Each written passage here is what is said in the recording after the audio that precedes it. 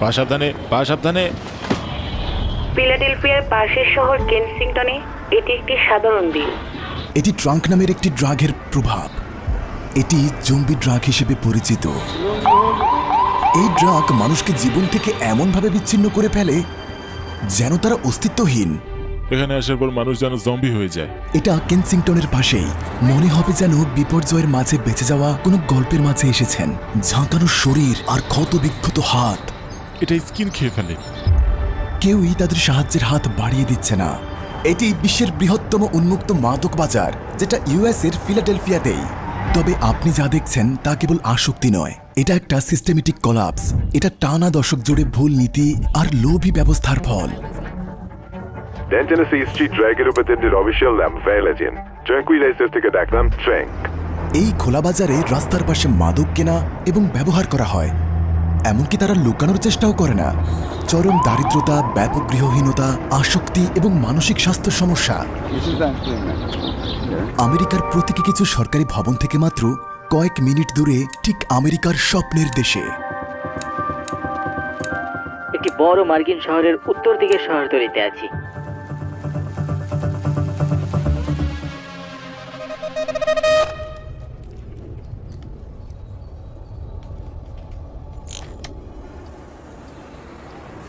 আমরা আছি ফিলাডেলফিয়া, পেনসিলভানিয়াতে।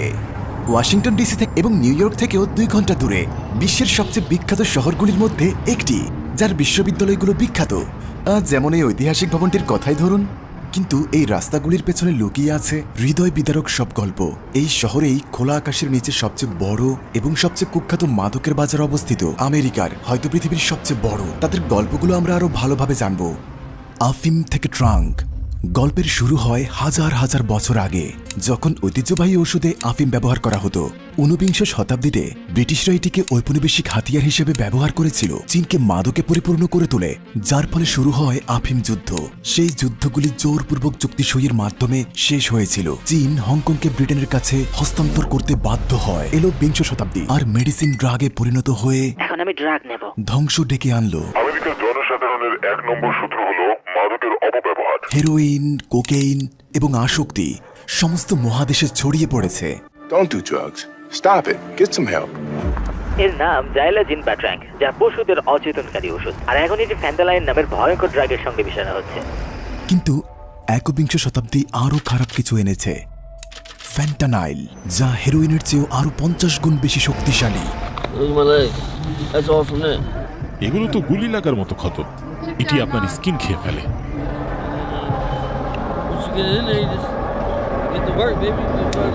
চীনের রাসায়নিক যৌগ থেকে তৈরি করে মেক্সিকান কার্টেলরা এটিকে মাদকে পরিণত করে আমেরিকায় পাচার করে। এটা সস্তা, দ্রুত কার্যকরী এবং ডেঞ্জারাস। তো এখান থেকে সবকিছু শুরু। আপনি ক্রমাগত সংখ্যা বাড়তে দেখবেন। এবং সাম্প্রতিক বছরগুলিতে ট্রাঙ্ক নামে একটি নতুন মিক্সচার দেখা যাচ্ছে। তো ট্রাঙ্ক কি অন্য দুটি ড্রাগের মধ্যে মেশানো হয়, অথবা ট্রাঙ্ক নিজেই ড্রাগের মতো আচরণ করে? এই যে দেখছেন, ফ্যান্টালাইন এবং ট্রাঙ্কের কারণে তাদের এই অবস্থা। সে এখন কোন ওষুধ খাচ্ছে, ফ্যান্টালিন নাকি ট্রাঙ্ক? দুইটাই আছে। তুমি কি বললে? সে বলেছে সে ট্রাঙ্ক বেশি পছন্দ করে। ট্রাঙ্ক কি খুব শক্তিশালী? হ্যাঁ, কারণ ট্রাঙ্ক নেশার প্রভাব অনেকক্ষণ ধরে রাখে। ট্রাঙ্ক হলো ফ্যান্টানাইল এবং জাইলাজিনের সংমিশ্রণ। জাইলাজিন বিশেষ করে ঘোড়ার মতো অচেতন করতে ব্যবহার করা হয়, যা মানুষের জন্য মোটেও প্রযোজ্য নয়। এই যেন ভয়াবহ এক চিত্র।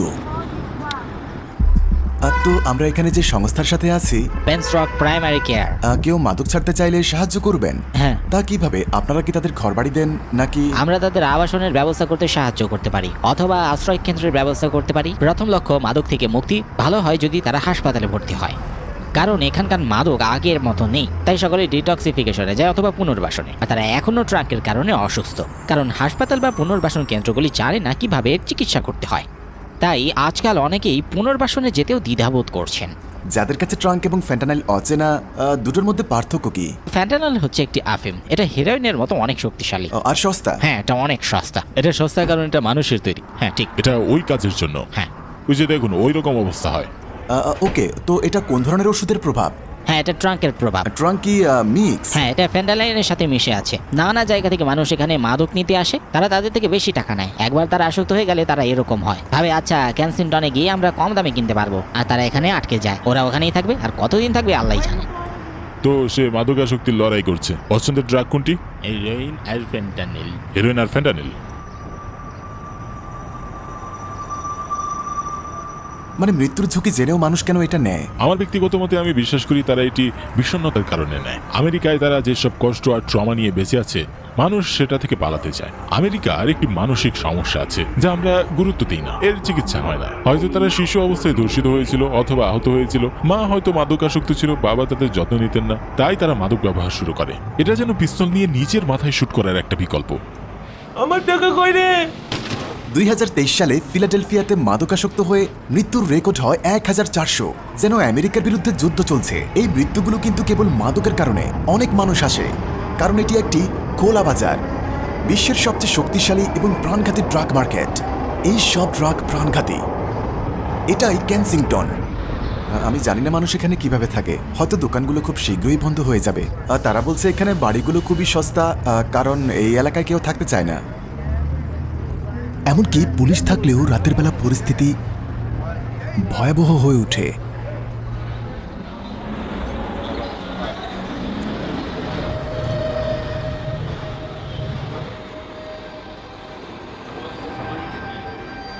এই এলাকাতে এটি সবচেয়ে বেশি ঘটে।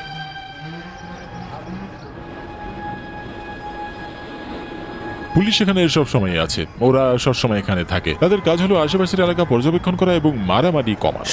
মারামারি কমানো। কিন্তু তবুও সহিংসতা তো আছে। হ্যাঁ, এখানে মারামারি হয় কারণ এখানে অনেক মানুষ, অনেক বেশি মানুষ। আমি বলবো প্রতিটি পুলিশের জন্য এখানে প্রায় 30 জন মানুষ আছে। আপনি অনেক লোককে মাদকাসক্ত দেখতে পাবেন। এখানেই মানুষ সবচেয়ে বেশি ড্রাগ কিনতে আসে। তারা কি বিভিন্ন এলাকা থেকে আসে? হ্যাঁ, তারা সব জায়গা থেকে আসে, সব জায়গা থেকে।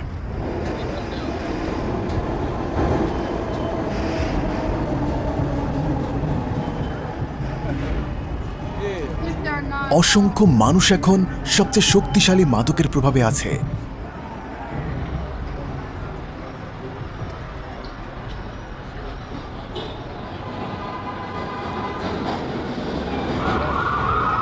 দেখুন, এটাই জম্বিল্যান্ড। তারা কেনই বা একে জম্বিল্যান্ড বলে? কারণ ক্রমাগত মাদক সেবন তাদের ভেঙে দিয়েছে। তারা কোঁজো হয়ে হাঁটে। ড্রাগগুলো কতটা শক্তিশালী, একটা জেনারেশনকে কিভাবে ধ্বংস করে দিচ্ছে। তার কি হয়েছে? তুমি ঠিক আছো তো? তোমার কি কোনো সাহায্য লাগবে? ঠিক আছো? হ্যাঁ, সে ঠিক আছে। সেও এটা স্বাভাবিক জায়গা নয় যেখান দিয়ে হেঁটে যাওয়ার মতো। বিশ্বের সবচেয়ে ধনী দেশের কোনো পাড়ায় নয়।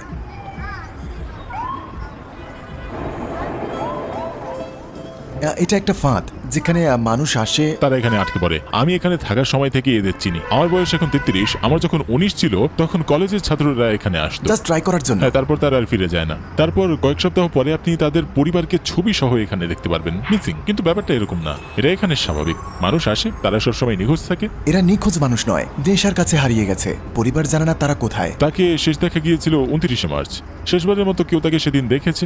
এই বছর? হ্যাঁ, এই বছর। কিছু মানুষ আছে যারা ঘুরে বেড়ায় এবং তাদের ফোন দেখিয়ে বলে, এক্সকিউজ মি, আপনি কি এই ব্যক্তিকে দেখেছেন? এটা এখানে বেশ সাধারণ একটা ঘটনা। ওরা এখানে এসে আটকে যায়। আপনার সন্তান আছে? হ্যাঁ। আপনি কি ভয় পাচ্ছেন? আমার সন্তান এখানে আর থাকে না, আগেই সরিয়ে এনেছি। তো আপনি এখানে থাকতে চান না?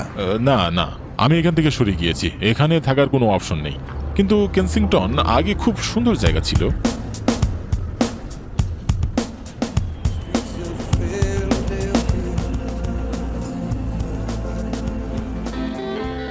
আপনি কি মনে করেন আমেরিকা থেকে সব ড্রাগ নিষিদ্ধ করা উচিত? হ্যাঁ, 100%। মাদক পরিবার ধ্বংস করে।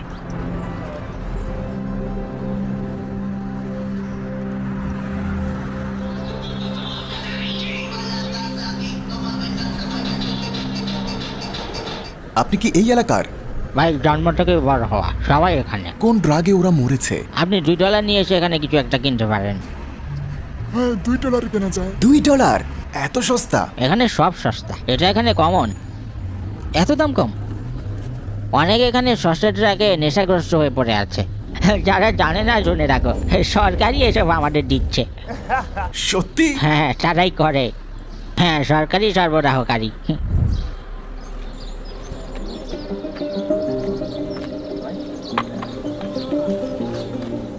ফেলে দেওয়া শিরিন যার ক্লান্ত দেহের মধ্যে হাজার হাজার বিস্তৃত আত্মার মিথ্যা গল্প। আমার নাম জন, আমি প্রায় 18 বছর ধরে মাদক সেবন করছি। আর এটা গত 3 বছর হলো যখন আমি ইনজেকশন দিতে যাব। দেখুন আমার পায়ে ভয়াবহ ক্ষত আছে। আমার যে অবস্থা, হাসপাতালে থাকলেই ভালো হতো। 15 বার হাসপাতালে যেতে চেয়েছি, কিন্তু লাভ হয়নি। পায়ে বারবার মাছি বসছে, ব্যান্ডেজের ভিতর থেকেও ইনফেকশনের গন্ধ পাচ্ছি, আমার জিন্সের ভিতর থেকেও গন্ধ আসছে। আপনি যে ক্ষতগুলো দেখছেন সেগুলো নেক্রোসিসের লক্ষণ। ট্রাঙ্ক ব্যবহারের ফলে টিস্যুর মৃত্যু ঘটে। ভাই, আপনাকে তো হাসপাতালে যেতে হবে। আমি জানি, আমি এটাই বলছিলাম। আমি হাসপাতালে থাকার জন্য 15 বার চেষ্টা করেছি, আর আমার বমি বন্ধ করার জন্য তারা কিছুই করতে পারলো না। আমি কোনো সাহায্য পাওয়া ছাড়াই হাল ছেড়ে দিয়েছি, আর মেনে নিলাম যে আমি মারা যাব। আর হ্যাঁ, আমি এটা মেনে নিয়েছি। তবে যদি ফ্যান্টানাইল না নেওয়া হয় তাহলে কি সমস্যা হয়? না, এটা জাইলাজিন অথবা মেটেটোমিটিন। এটা ড্রাগে ব্যবহার করা নতুন রাসায়নিক। সব কিছুতেই ট্রাঙ্ক আছে। এই ইনজেকশনের ক্ষতগুলি আরও খারাপ হয়ে গ্যাংগ্রিনে পরিণত হয়। এটি এক বিপজ্জনক সংক্রমণ যা কিনা টিস্যু ক্ষয়ের দিকে ধাবিত করে, আর প্রায়শই অঙ্গচ্ছেদের প্রয়োজন হয়। কি করবেন? আমি এটা এখন ইনজেক্ট করব। আসলেই? হ্যাঁ। না, এটা করবেন না। আমি জানি করা উচিত না, কিন্তু যদি না করি তাহলে আমার বমি হবে, আর 2-3 ঘন্টা পর নানা উপসর্গ দেখা দেবে। আমার মনে হয় আপনি এটা না করা উচিত। না দিতে পারলে ভালো হতো, কিন্তু ছেড়ে দিলে যে শরীর টেকে না। এটা কি থামানো সম্ভব নয়? আমি জানি না এটা ফ্যান্টালাইন নাকি ম্যাথাডন ছিল। হ্যাঁ, এটা থেকে বেরিয়ে আসা সহজ নয়। আমি বুঝতে পারছি যে এটা আমাকে মেরে ফেলবে। আমি মেনে নিয়েছি। মানে আপনি সারেন্ডার করে দিচ্ছেন? কেন ভাই?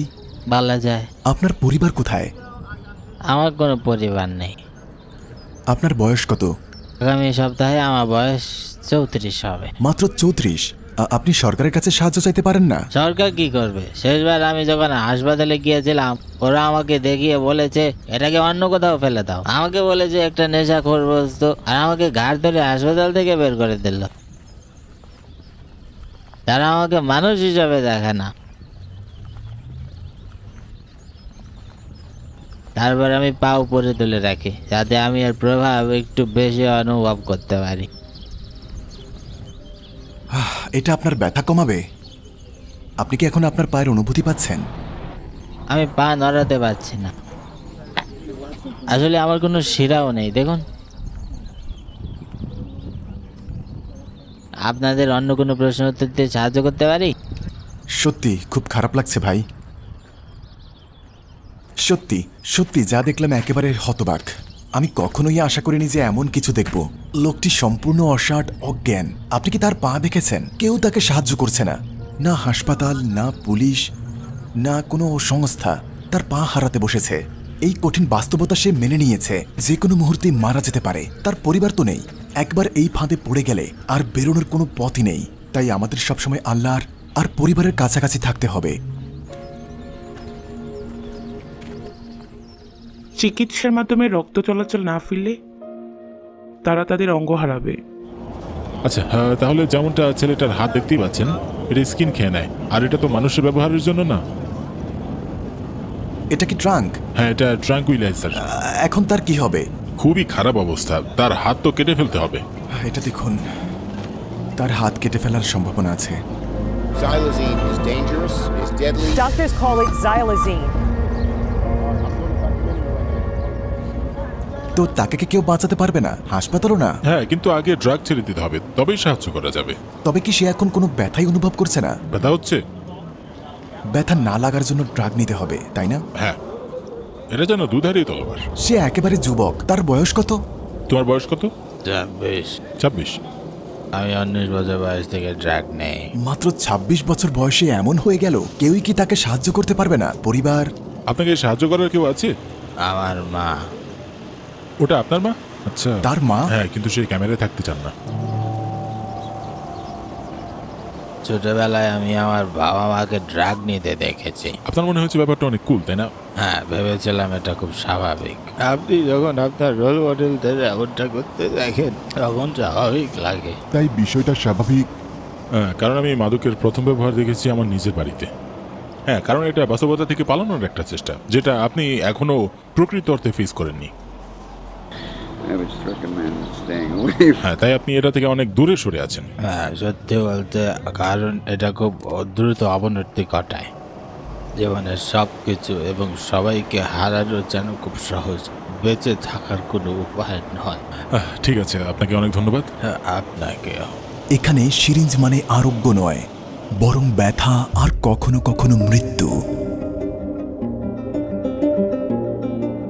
চ্যানেলটি সাবস্ক্রাইব করুন এবং কানাডা থেকে পরবর্তী পর্বের জন্য আমাদের সাথেই থাকুন।